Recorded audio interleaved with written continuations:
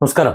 പാർട്ടിക്ക് വേണ്ടി അടിയുണ്ടാക്കാനും അല്ലെങ്കിൽ പാർട്ടിയുടെ പേരിൽ ആരെയും ആക്രമിക്കാനും തല്ലാനും കൊല്ലാനും അംഗവൈകല്യം ഉണ്ടാക്കാനും ഒക്കെ ഇറങ്ങിത്തിരിക്കുന്ന സഖാക്കള് ED ഉദ്യോഗസ്ഥരെ തല്ലിക്കൊല്ലാൻ വേണ്ടി പരിശ്രമിച്ചപ്പോൾ അവർ കരുതിയിരുന്നത് സ്റ്റേഷനിലോ അല്ലെങ്കിൽ കോടതിയിലോ ഒക്കെ നടക്കുന്ന പോലെ നിലവിൽ നടക്കുന്നത് പോലെ ഒരു ജാമ്യം കിട്ടുമെന്നാണ്. സ്റ്റേഷൻ ജാമ്യത്തിൽ വിടും. ഇനി അതല്ലെങ്കിൽ 10-14 ദിവസത്തേക്ക് റിമാൻഡ് ചെയ്യുമ്പോൾ അതിനിടയ്ക്ക് സഖാക്കന്മാരെ ഇറക്കിക്കൊണ്ടുവന്നോളും എന്നൊക്കെയാണ് കരുതിയിരുന്നത്. എന്നാൽ 60 ദിവസവും കഴിഞ്ഞു.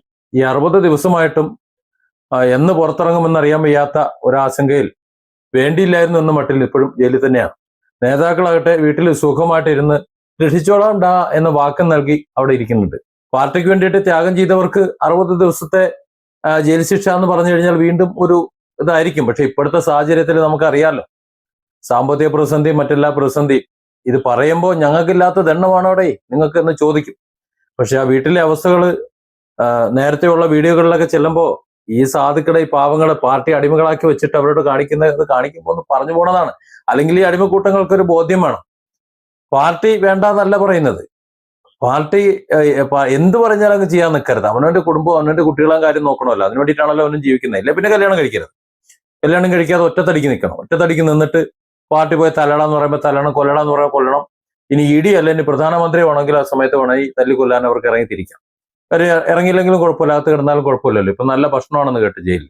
പക്ഷെ അതുപോലെയല്ലോ ഇവരെ ബേസ് ചെയ്തിട്ട് വീട്ടിൽ കുറെ കുട്ടികളും പെണ്ണും പടക്കോഴിയൊക്കെ ഉള്ളപ്പോൾ ബുദ്ധിമുട്ടാണല്ലോ.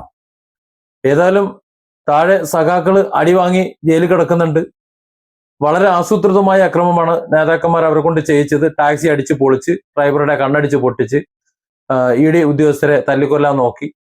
ഏതായാലും രാജ്യത്തിനെതിരായ കുറ്റം എന്നൊക്കെ കോടതി പറഞ്ഞപ്പോഴും രാഷ്ട്രീയ പ്രതികാരം എന്ന ഡയലോഗ് അടിച്ച് എങ്ങനെയെങ്കിലും ഇറങ്ങിപ്പോരാൻ നോക്കി. പക്ഷെ അതൊന്നും നടന്നില്ല. ഈ സഖാക്കളോടൊന്ന് പറയട്ടെ, അടുത്ത തവണ ED വന്നാൽ നേതാക്കളെ മുന്നിൽ നിർത്തി മുദ്രാവാക്യം വിളിക്കണം. നേതാക്കന്മാർ ആദ്യം പോട്ടെ. നേതാക്കളാണ് ശരിക്കും ആദ്യം പോകേണ്ടത്. നിങ്ങളെ ജയിലിലാക്കിയിട്ടുള്ള ഈ നേതാക്കന്മാർ ആദ്യം അവിടെ ഉണ്ടായിരുന്നല്ലോ. എല്ലാവരും ഇവിടെ ഉണ്ടായിരുന്നല്ലോ. ഇപ്പൊ ആരും പ്രത്യേകിച്ച് പേര് പറയണ്ട. പ്രതിപക്ഷ നേതാവ് അടക്കം എല്ലാവരും അവിടെ ഉണ്ടായിരുന്നു. പക്ഷെ അവരുടെയും ആരുടെയും പേരിൽ ഈ EDയെ തല്ലി അല്ലെങ്കിൽ EDയെ തടഞ്ഞു എന്ന് പറഞ്ഞാൽ ഒരു പെറ്റി കേസ് പോലും ഇല്ല. മാത്രമല്ല ഇറക്കിവിട്ട നേതാക്കന്മാരെല്ലാം സുഖമായിട്ട് അവരുടെ വീട്ടിൽ കിടന്ന് ഉറങ്ങുന്നുണ്ട്. അവരുടെ കുട്ടികളെ കാര്യം നോക്കുന്നുണ്ട്. അവരുടെ മക്കളൊക്കെ പഠിക്കേണ്ട അടുത്ത് പഠിക്കുന്നുണ്ട്.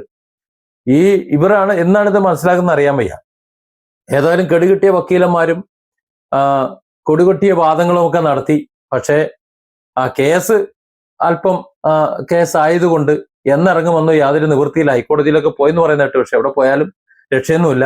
സമാനമായ കേസിൽ ഉത്തരേന്ത്യയിൽ 2 കൊല്ലം കഴിഞ്ഞിട്ട് ജയിലിൽ തന്നെയാണ് കഴിയുന്നത്. ജാമ്യം കിട്ടിയില്ല എന്നൊക്കെയാണ് കേട്ടത്. ഇവിടുത്തെ അവസ്ഥ വിഭിന്നമാവാൻ സാധ്യതയില്ല.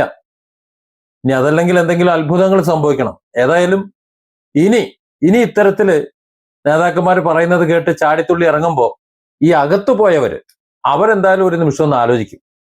കാര്യം നേതാക്കന്മാർക്കൊന്നും ചെയ്യാൻ പറ്റാത്തൊരവസ്ഥ. ഇറങ്ങേണ്ട നേതാവ് തന്നെ ഇവരോടൊപ്പം എപ്പോൾ കിടക്കുമെന്നുള്ളൊരവസ്ഥയിലാണ്. ഇപ്പോഴത്തെ അവസ്ഥയിൽ എന്ന് പറഞ്ഞാൽ ED ചോദ്യം ചെയ്യാൻ വിളിക്കുമെന്നോ അല്ലെങ്കിൽ സമൻസ് അയക്കുമെന്നോ ഇനി അറസ്റ്റ് ചെയ്യുമെന്നോ ചിലപ്പോൾ ജയിലിലേക്ക് പോകേണ്ടി വരും എന്നൊക്കെ പറയുന്നത് കേൾക്കുന്നുണ്ട്. ഇനി ഈ അണിക്കുട്ടന്മാരെ ഇറങ്ങുന്നതിന് മുമ്പാണ് ഇനി നേതാവിനെ പൊക്കുന്നുണ്ടെങ്കിൽ അവരോടൊപ്പം കിടക്കാനുള്ള ഒരു യോഗം ഒരുപക്ഷെ നേതാവിനും പറ്റും. നേതാക്കൾക്ക് അവരുടെ ഭാഗം തന്നെ സുരക്ഷിതമാക്കാൻ നിവൃത്തിയില്ലാതെ നെട്ടോട്ടം ഓടിക്കൊണ്ടിരിക്കുകയാണ്. എങ്ങനെ അവരുടെ ഭാഗം ഒന്ന് ക്ലിയർ ചെയ്യും, എങ്ങനെ അവർ ജയിലിൽ പോകാതിരിക്കും, എങ്ങനെ EDയെ ചോദ്യം ചെയ്യാതിരിക്കും, ചെയ്യാൻ നിന്നു കൊടുക്കാതിരിക്കും എന്നൊക്കെ ഇങ്ങനെ ആലോചിച്ച് നിൽക്കുന്നതിനിടയ്ക്ക് ഈ സഖാക്കന്മാരുടെ അണികളുടെ അടിമകളുടെ കാര്യം നോക്കാൻ അവർക്ക് എവിടുന്ന നേരം. Different angles. Don't forget to subscribe and support this channel.